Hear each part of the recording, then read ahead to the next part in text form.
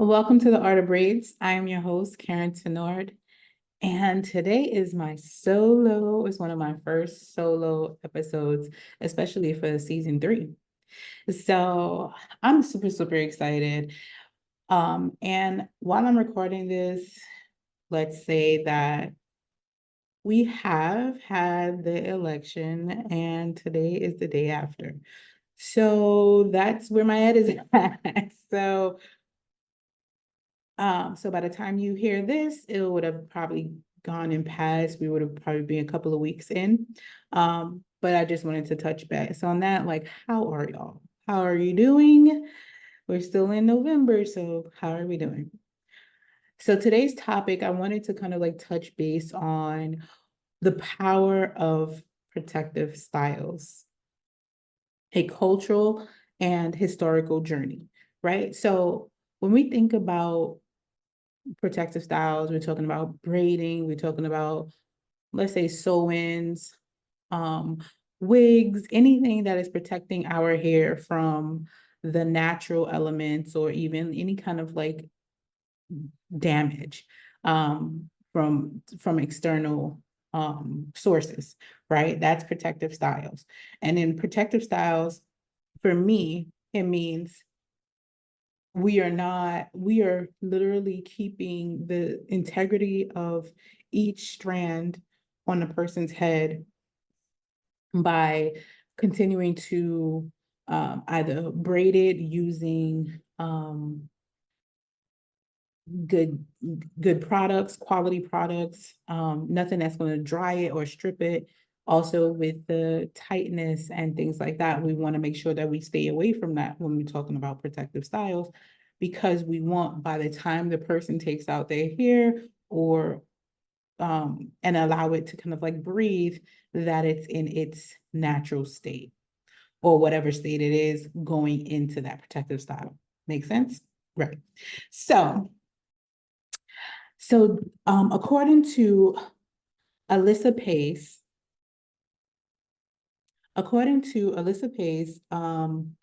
in the Brydie online news, basically news outlet, um, braids originated almost 5,000 years in African culture, to 350, 3,500 BC with the Himpa people of Nambia, right? So that's according to Alysa Pace. It was an article in the Birdie, and it just kind of like shows you how far back braids have gone. There was a big debate on whether the Vikings created braids or was it the people of Africa, and it was not the Vikings. It was the people of Africa. And there's places in Africa where, of course, it originated. And of course, they have different types of braids and styles and designs that are specific to certain tribes, right? What does that braided style actually mean for said people? And that's how we understand cultures, we understand environments, we understand like, oh, I've seen this hairstyle. Well, maybe it's because they are descendants of this tribe, or because of this religion or this area, people usually do that hairstyle. So you could kind of date your styles depending on the design of it, which is really fascinating, right? Like let's take the stitch braid. Today's modern stitch braid is literally right before that, it was the fishbone braid. While we called it the fishbone braid in the early 2000s, it also was the Iverson braids. And the only reason why we call it the Iverson braids is because um, Allen Iverson, a Lakers basketball player, was like he had the braid game on locked, or his hairstylist, of course, but it was him coming onto the court with different hairstyles, people would just call it, oh, I want the Iverson braids, right? So you would call it the Iversons or the fishbone or the fishtail, because it looked like bones, like it looked like the bones of the fish, because it would literally be little strips and come to meet to the middle, which would be a cornrow or an inverted cornrow, or what I call a French braid, right? And we'll go a little bit deeper into what is a French braid. And again, a lot of the names that we call certain hairstyles might differ depending on where we are in the world. That's why it's important for us to kind of like explore different spaces and different communities, because we get to get a sense of, oh, this is why a person calls this, and this is why they call this that. And it's just a name. At the end of the day, when we see what it is, that's why we have to do things in photos and stuff like that, because then we can be like, oh, I know what that is, and I can create it or I cannot, right? As braiders, we and creatives, we have to understand what we can do, what are our limitations, and what we can strive to do, practice, right? So now we have the Allen Iverson braids. So we have the stitch braids where it's just basically no braided pattern, no small cornrows going towards the middle and meet there and then braid it down. That is the Iverson braids or the fishtail braids.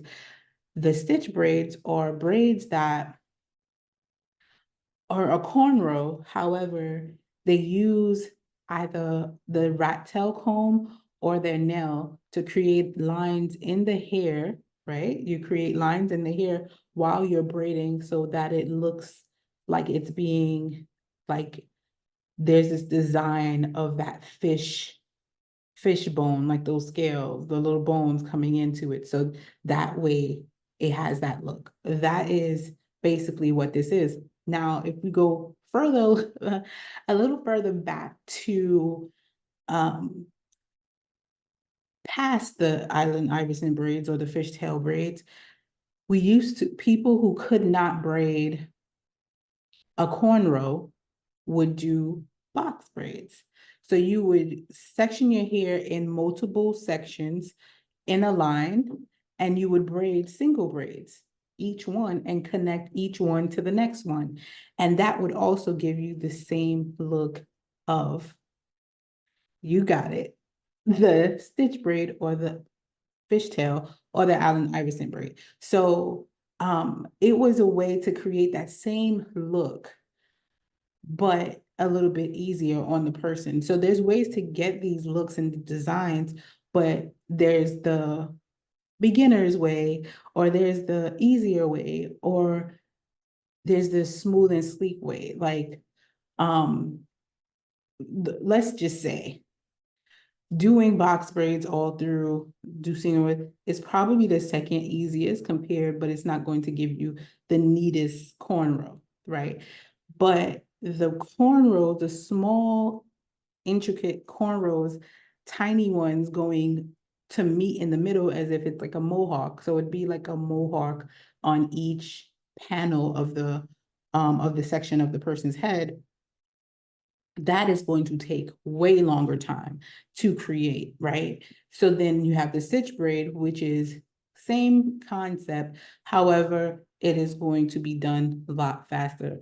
The only difference is that people use a lot of gel to create that look, which is not the healthiest for the person's hair, right? So when we're talking about protective styles, how can we make this easier moving forward, right? So we're going to use less product and we use more moisturizing product. So we're going to remove the alcoholic based products that strip the hair of its moisture. When we're talking about protective styles, we want to make sure that we have locked in moisture. We want to also ask our clients, hey, how often do you sweat, work out, swim, grease your hair? Like like what is your routine? So when you understand your client and their routine and what their day-to-day looks like, you can create or you can suggest certain hairstyles that will work best for them. And that's what gives them a painless process as well, because then they're like, oh, I don't have to deal with the headache of maintaining something that my regimen, my daily schedule is not going to align with and is not going to help promote, right? So you want to make sure that they are consistent in how they take care of themselves. And last but not least, because we're not going to, this conversation, our solo episodes is not going to take too long, but it's going to be very helpful, I promise you.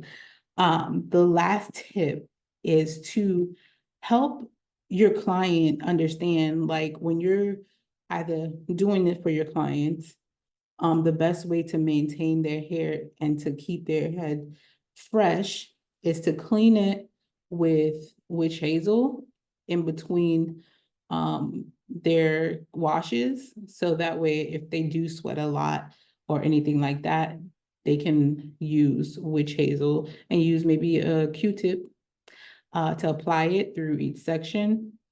And then when they're oiling or greasing their scalp, for them to use any products that is infused with lavender, jojoba oil, tea tree, rosemary, or mint, anything that would give like a refreshing feeling to the scalp is perfect. And it also gives a sense of relief to the client or their scalp. So you want to make sure that they do it, because at the end of the day, this will keep your clients happy, even if you're not a painless braider. This would also help you get into the routine or the next steps. As we take this journey through the Art of Braids podcast, we will help you develop new painless processes so that your clients are retained and so is their hair. Thank you again for this episode. Tune in till next time. I, again, am your host, Karyne Tinord. Thank you.